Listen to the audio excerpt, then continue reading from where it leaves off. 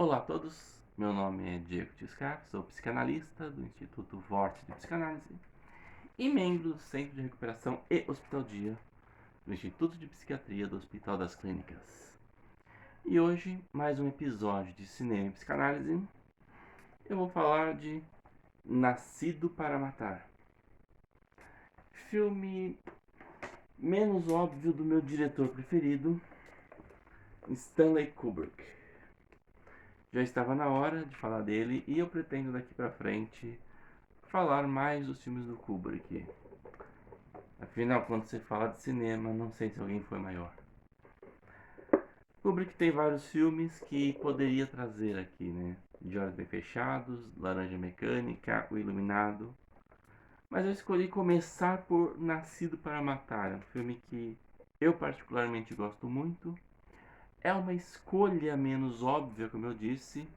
Não é um filme que automaticamente você pense quando vê na memória Kubrick. Mas é um filme que aprofunda na psicanálise como poucos, tá? O filme é dividido em duas partes. Nós temos a primeira metade, o treinamento militar, e na segunda metade nós temos a guerra propriamente dita. E ambas, né, se juntam assim com uma maestria maravilhosa. O filme, ele começa já numa balada meio romântica, da letra dizendo adeus meu amor, eu vou para o Vietnã, com a expressão dos cadetes tristes, isolados, preocupados, já trazendo assim a ideia deles, ninguém quer estar lá, eles foram obrigados a estar lá. Terminando essa introdução musical, nós já temos talvez um dos personagens mais memoráveis do filme, o sargento que está para treinar seu pelotão, gritando e xingando todos eles. O sargento, sua primeira atitude é trocar o nome dos oficiais, dos cadetes, perdão. Então ele distribui nomes: Snowball, Soldado Pyle, Cowboy e Joker, que é o protagonista do filme, Matthew Modine. E nomes são uma coisa muito interessante, principalmente nos filmes do Kubrick. O título original de Nascido para Matar é Full Metal Jacket. É uma expressão utilizada para designar a bala do fuzil. Então, o nome do filme é o nome de uma bala. E é isso que nós vamos ver nessa primeira parte do filme. Os soldados sendo transformados em uma bala, em uma arma. O sargento, em vários momentos, ele enche o peito para falar que Deus ama os fuzileiros navais, porque os fuzileiros navais são máquinas de matar, eles fazem o trabalho de Deus. Ou ele começa a trazer assassinos famosos. Diz que esses assassinos aprenderam a atirar nos fuzileiros navais. Então o assassino de Kennedy, ele foi um fuzileiro naval. Ele vai treinando, ele vai sempre com ofensas, sempre no grito, sempre diminuindo, acreditando que ele está treinando os seus soldados para a guerra. E um desses soldados, o soldado Pyle, ele claramente tem um déficit cognitivo, que em nenhum momento é levado em conta pelo sargento, que opta por humilhá-lo, na ideia de que se ofendê-lo profundamente e destruí-lo, ele pode renascer como um soldado. E de certa forma acontece, não como o sargento espera. O Pyle, ele ressurge, mas ele enlouquece. Numa das cenas mais memoráveis desse filme, O Pyle, ele passa por um treinamento militar, treinamento muito útil para uma guerra, aprendendo a amarrar o coturno, em que lado deve apresentar uma arma, quantos centímetros do corpo o fuzil deve estar do seu peito. São coisas absolutamente inúteis, mas que ele é agredido, agredido, agredido, agredido, e ele se torna um fuzileiro naval ideal ao olhar do sargento. O que ele faz? Ele mata o sargento e depois comete suicídio. Nesse treinamento, o sargento diz para os seus soldados que cada um deles deve dar o nome de uma mulher para o seu fuzil e dormir com o fuzil. Ele faz sucessivas vezes uma comparação entre o fuzil e o pênis, entre a capacidade de matar e o poder masculino. Terminado esse treinamento, vamos para a parte da guerra. E a primeira cena que nós temos do Vietnã não é da guerra, é de uma prostituta e ela encontra os dois soldados, o Joker e um outro soldado que ele conheceu lá no Vietnã, o Jangadeiro. Sabemos que ninguém tem nome nesse filme. E o Joker, ele diz pro Jangadeiro: metade dessas prostitutas são espiãs, a outra metade tem tuberculose, transe com as que tossem. E a câmera dele é roubada, enfim, ele volta pro pelotão dele. Ele faz parte do jornalismo militar, estrelas e listas, e isso dá uma certa posição pro Joker. Onde quer que ele vá, recebem ele bem, porque todos têm a esperança de ficarem famosos. Ele tá. Nós temos uma reunião onde o oficial responsável ele começa a revisar as matérias. E o Joker escreveu uma matéria onde teve um tiroteio e ninguém morreu. Olhando para a guerra do Vietnã, realmente muitas trocas de tiro entre americanos e vietcongues foram inúteis porque os vietcongues se escondiam nos túneis embaixo da terra e os americanos atiravam no mato. Só que o oficial não aceita isso. Então ele fala: use a lei da probabilidade. Diz assim: você encontrou rastro de sangue? Joker? Ele falou: bom, tava chovendo. Então, por isso, a chuva lavou o sangue. Coloca que um foi morto. Provavelmente alguém foi morto. E o Joker faz uma piadinha. E tá um general. E é neste clima que acontece a Batalha de Tet. A Batalha de Tet foi um divisor de águas na Guerra do Vietnã, onde os vietcongues foram derrotados, porém mostrou a fragilidade americana. E naquele momento a população americana soube que eles iam perder a guerra. Acabou a esperança, nós não vamos vencê-los. E aí que o Joker vai para a guerra de fato, porque com a ausência da imprensa civil, resta às estrelas e listras, o jornal militar, cobrir. E o oficial já está cansado do Joker e manda ele na missão. E ali daí corre o filme. O Joker, ele tem, se a gente pensar o título nacional, Nascido para Matar, é o que está escrito no seu capacete. Ao lado ele coloca um botão da paz, que gera um incômodo para outras pessoas. Ele encontra um coronel que pede para ele explicar o que está acontecendo.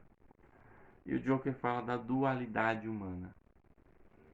O coronel não entende, mas ele diz que ele é um coronel, que ele tem soldados e que quando ele ordena um soldado é como se Deus estivesse ordenando. O Joker, ele encontra o pilotão do cowboy.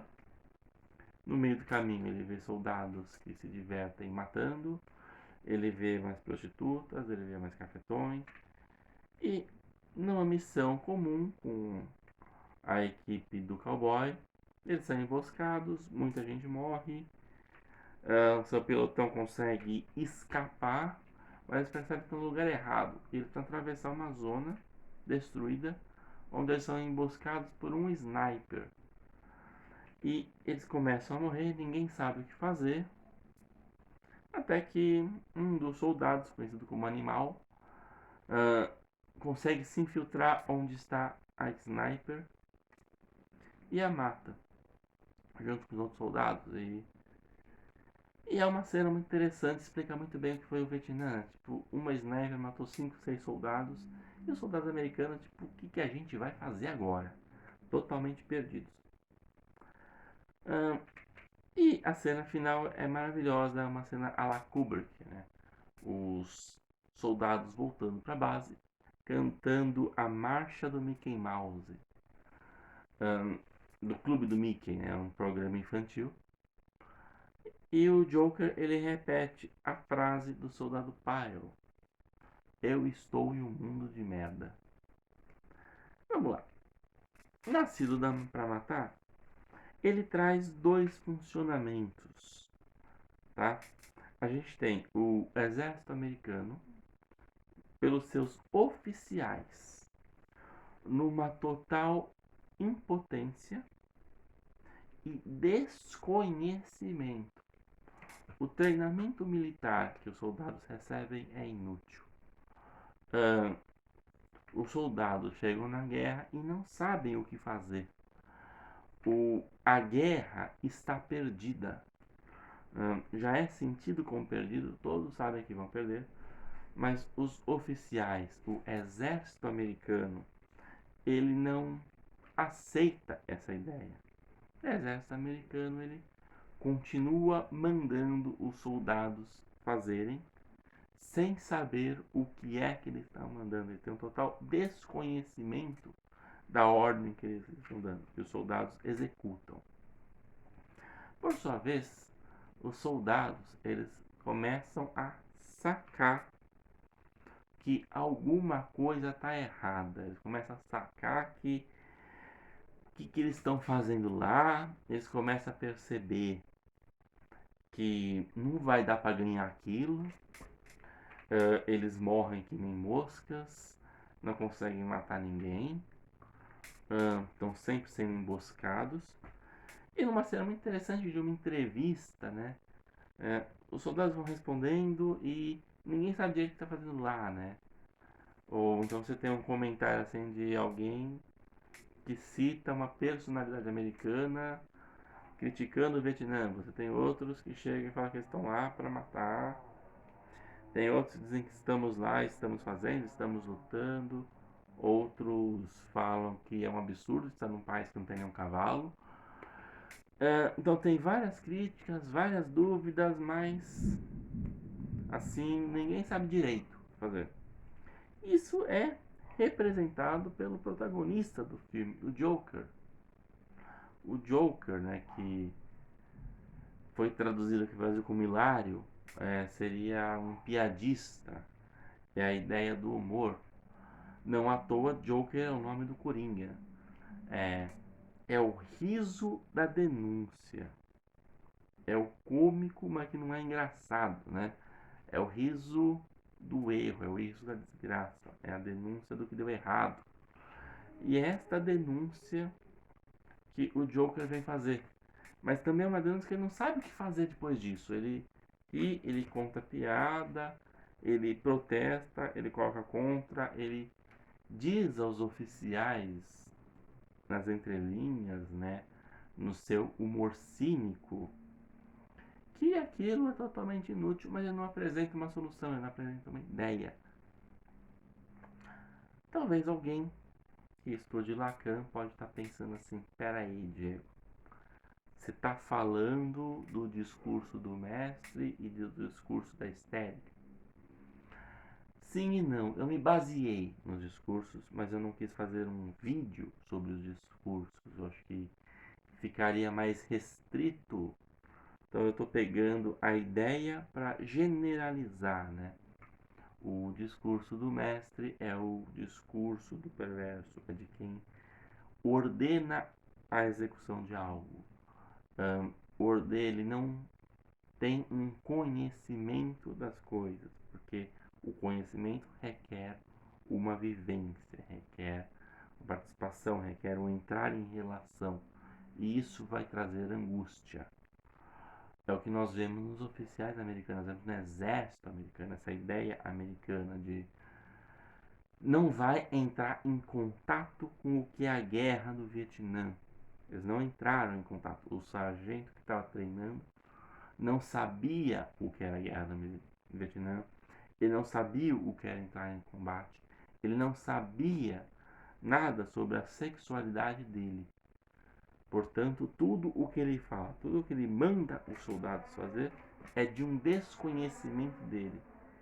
O soldado vai executar e o soldado vai se angustiar com a situação, como acontece até o limite do pai enlouquecer. É nítido para quem assiste o filme que aquilo vai acontecer. A única pessoa que não dá conta é o sargento, porque ele não sabe, ele não entra em contato. Por outro lado, você tem o discurso da histérica, que é o discurso da revolta. O Lacan tirou a ideia do discurso do grevista, aquele que se revolta contra quem manda fazer, se opõe, eu não vou fazer, mas não dá nenhuma solução. Sabe? A histeria, ela tem essa característica, ela pega o desejo, responsabiliza o outro e fica travado. É o lugar dos soldados, é o lugar do Joker.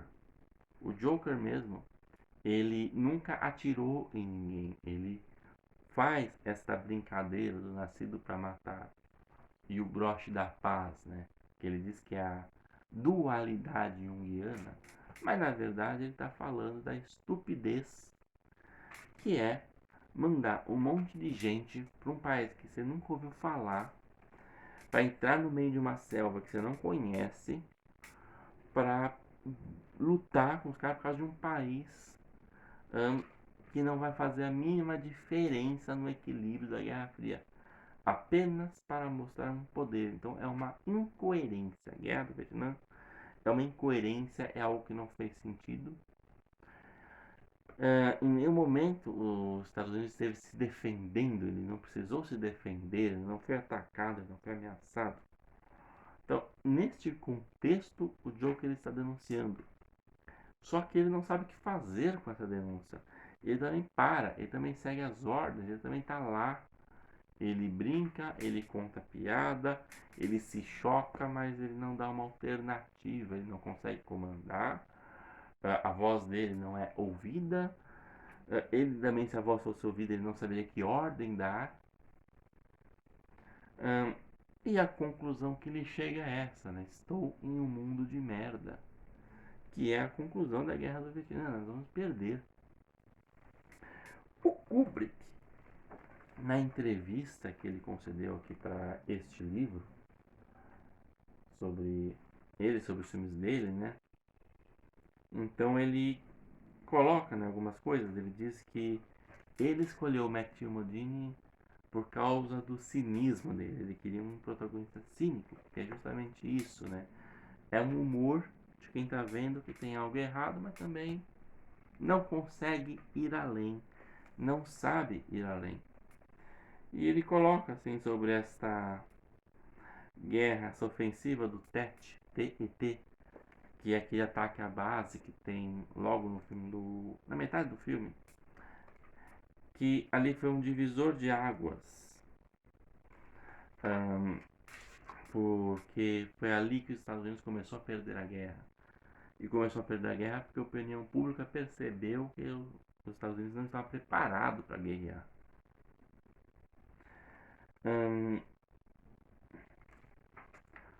Kubrick ele vai dizendo também que ele não tem a ilusão de mudar alguma coisa com um filme.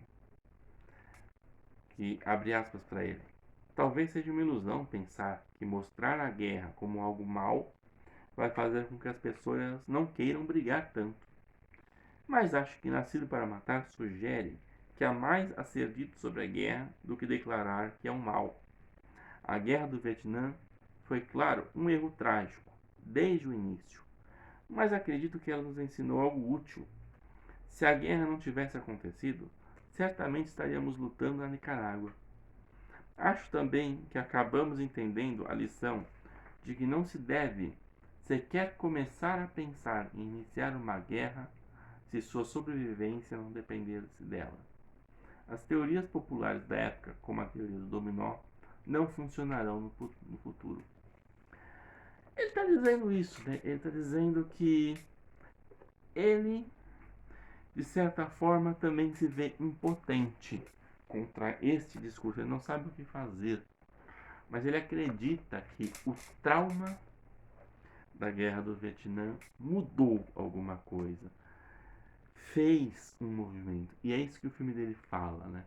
O Kubrick vai nos dizer que o Nascido para Matar não é um filme sobre a guerra e nem é um filme contra a guerra. É um filme que mostra pessoas na guerra. Ele mostra a guerra. Talvez por isso ele consiga também revelar este interior, revelar esses discursos, tá? Se você gostou do vídeo, deixa um like, compartilha com alguém, isso ajuda muito o canal a divulgar. Dúvidas, sugestões, críticas, escreva aqui embaixo. Muito obrigado, até a próxima.